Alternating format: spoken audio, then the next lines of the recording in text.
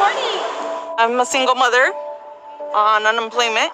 I have not worked in 7 months. It has been hard because I'm in college right now. I live by myself, me and my dog. I'm disabled from the Iraq War. I'm a recovering addict, and when this pandemic came out, the stress, the worry, the fears, I relapsed because of it. I was a cashier, and then I had a restaurant. I closed the restaurant. That's why I'm without a job. Early in the pandemic, many Americans relied on federal relief money, but funding has dried up, and 7 months later, Congress still hasn't agreed on another stimulus package and won't meet again until after the election. Meanwhile, COVID-19 could leave a staggering 54 million Americans food insecure. That's according to Feeding America, an organization that oversees a network of food banks and says it's distributed over 4 billion meals since March. The group says there hasn't been this kind of demand since the Great Recession. We visited food banks in California, Nevada, and Mississippi.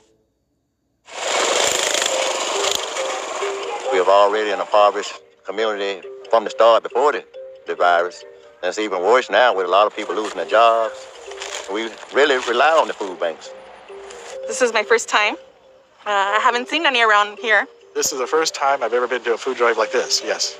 The hard thing sometimes for a human being like me is to accept that I'm poor. I'm poor. Nos descansaron según reestructuras de la compañía y nos dieron layoff.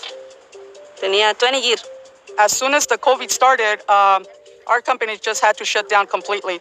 I officiate sports, so I've been affected. I have no income. I'm an Uber driver, and I make here and there some pickups, but it is not as good as it was before. I did have a car accident a year ago, so it was kind of hard with the coronavirus and therapy and all these things. So the stress and anxiety really wasn't helping.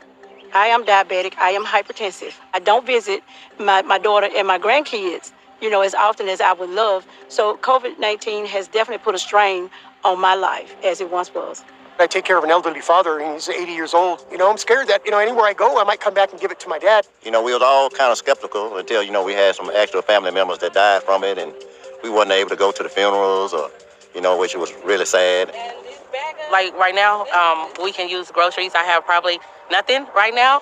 It's been hard. We finally getting back on our feet. We were down because of the pandemic, really put effect on finances. I'm pretty sure I'm speaking for a lot of hundreds and thousands of people out there that they probably never thought, that they would be in a situation like this. No shame in accepting a little help. We all need a little help sometime. I mean, if you need something, then, if you don't get up and ask for it or go get it, then it's their loss. And I know some people are that way, like, oh, no, I'm embarrassed to do that. Well, if you're hungry, you're not going to be embarrassed. Well, having gone to a food bank for the first time impact the way I vote? Not really, because even the people don't really like our current candidates. We have to vote for who we think is best for our country.